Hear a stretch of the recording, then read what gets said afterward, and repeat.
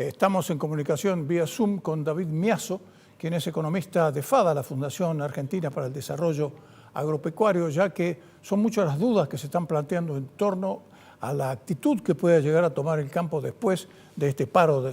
En definitiva, fue un cese de comercialización durante 24 horas.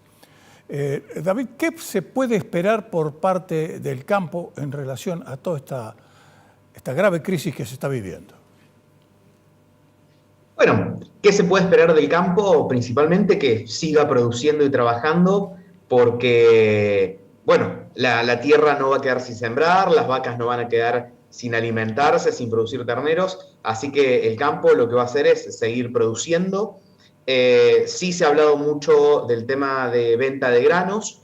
Lo que estamos viendo es un retraso en la comercialización de soja principalmente. A este momento del año pasado se había comercializado el 54% de la producción, que recordemos entra en año comercial en abril, o sea, 54% entre abril y julio, muy pocos meses, y este año se lleva comercializado el 46%, es decir, que hay un retraso de unos 8 puntos. Si esos 8 puntos los evaluamos al precio internacional de la soja, estamos hablando de 2.000 millones de dólares de retraso en la comercialización y un total de 14.000 millones de dólares que todavía quedan por vender, pero que normalmente se va vendiendo no solo de acá a diciembre, sino de acá a marzo del año que viene, que es cuando entra la nueva cosecha.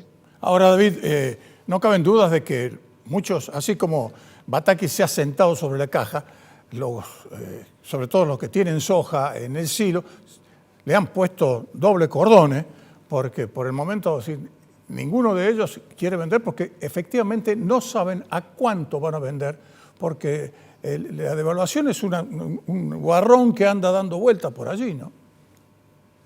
Bueno, se acumulan expectativas de devaluación, sobre todo con una brecha cambiaria superior al 150%, donde el dólar oficial está en 130 pesos y los dólares libres están entre 315 y 330 pesos, o sea, 200 pesos por encima del dólar oficial. Y recordemos que en el caso, por ejemplo, de un productor de soja, recibe por su soja los 130 pesos de dólar oficial menos 33% de derechos de exportación, o sea que está recibiendo 87 pesos por cada dólar contra dólares de verdad a los que uno puede acceder de 330. Entonces, también de ahí viene un poco la cuestión.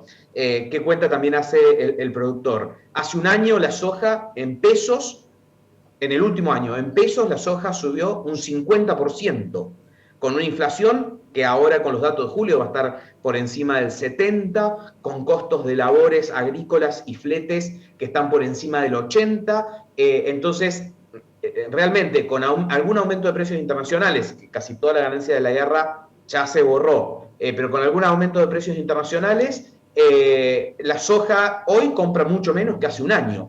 Entonces, bueno, eso es lo que está viendo el productor agropecuario y toma la misma decisión que toma absolutamente todo el país.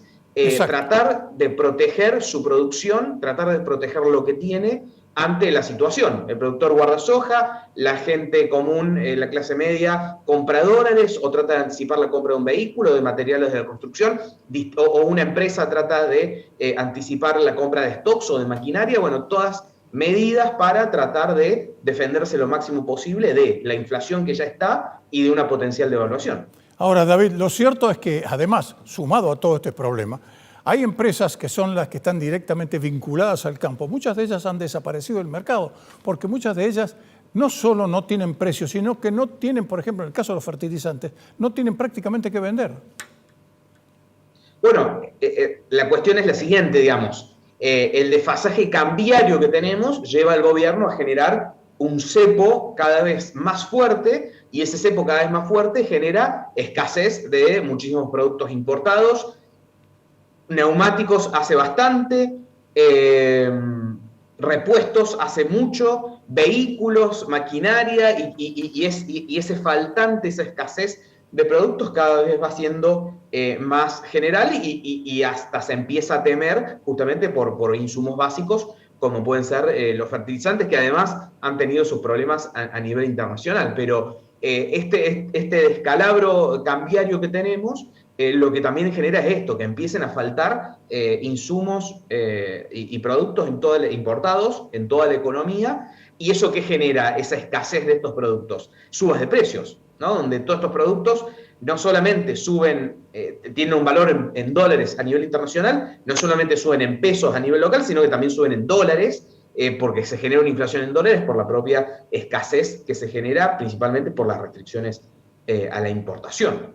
Claro, y esto lo está obligando a cada uno de los productores agropecuarios a tener un experto en finanzas y un experto que no sea solo en finanzas, sino también en materia cambiaria para indicarles, mira, si vendés a este precio vas a quedar hecho, o si vendés a este precio vas a perder plata. Entonces hay una incertidumbre en el campo que, como lo decía yo cuando estaba presentando el reportaje que iba a hacerte, en el sentido que se trata nada más y nada menos que de la única fuente genuina y segura, entre comillas, que tenemos los argentinos y por ende el gobierno, de provisión de dólares verdaderos, de dólares genuinos. Y si tocamos a esta gallina de los huevos de oro, de golpe va a dejar de producir. Ese es el problema realmente muy serio. O si no deja de producir, deja de vender, que es lo que está sucediendo ahora. Bueno, el campo genera el 70% de las exportaciones del país. Exacto. Y el 93% de las divisas netas. Si uno resta exportaciones e importaciones, porque muchos de los otros sectores que exportan el 30% restante también generan importaciones, como el sector energía, el sector automotor o muchos otros. Entonces, cumple un rol fundamental en la generación de dólares del país. Y cabe aclarar, ante toda la discusión reciente, que, por ejemplo, en los primeros 6 meses, solo el sector cereales y oleaginosas, después tenemos las carnes, las economías regionales, todo el resto de los sectores, solo el sector cereales y oleaginosas en los primeros 6 meses del año liquidó divisas por 19.000 millones de dólares. Si esto lo comparamos con el promedio 2016-2019, el promedio de ese momento fue 11.000 millones, es decir, que estos 6 meses, incluso con toda la discusión por la liquidación de divisas, etcétera, el sector, de nuevo, solo cereales y oleaginosas, solamente estamos hablando de trigo, maíz, soja, etcétera, ingresó 7.000 millones de dólares más que el promedio de los 4 años entre 2016 y 2019. Es decir, que toda esta discusión sobre la liquidación, etcétera, se da sobre un récord de ingreso de dólares del sector. Claro, efectivamente es así. Es decir, en teoría, el Banco Central tendría que tener exceso de divisas ya. Bueno, eso es lo que venía preocupando desde hace varios meses, porque por la propia estacionalidad de la liquidación de divisas, donde tiene un pico en enero por el ingreso de los dólares del trigo, y después tiene un pico en abril, mayo, junio, julio, por el ingreso de los dólares de la cosecha gruesa de maíz y de soja, y después eso va bajando hasta diciembre, ¿no? Entonces venía la preocupación, ya nos preocupaba en abril, mayo, cuando el Banco Central no acumulaba reservas con precios internacionales históricamente altos y en el pico de la estacionalidad del ingreso de dólares del campo. Y nos preocupaba el segundo semestre. Yo originalmente en ese momento decía, bueno, esto va a ser un problema en septiembre-octubre. Bueno, terminó siendo un problema en julio ahora, en vez de septiembre-octubre. Y eso también dispara la discusión. O sea, si hoy los 2.000 millones de dólares, esto que decíamos recién que está en la discusión, ingresaran hoy, seguimos teniendo el problema hacia adelante, no se soluciona. Bueno, y en medio de todo este problema hay un proyecto para que todos aquellos que utilicen su propia soja como semilla tengan también otro recargo, si le quieren inventar algo más, porque el tema de la renta inesperada ya quedó atrás con el hecho del acuerdo entre Rusia y Ucrania para poder disponer de la venta de sus cereales en el mundo. Entonces, esos precios extraordinarios ya internacionalmente han bajado, así que renta extraordinaria o renta inesperada, como la llamaban, ha desaparecido. Pero con esta nueva proposición uno no sabe definitivamente hacia dónde apunta, si lo hacen a propósito, si quieren terminar con la producción agropecuaria. ¿Cómo lo ves vos?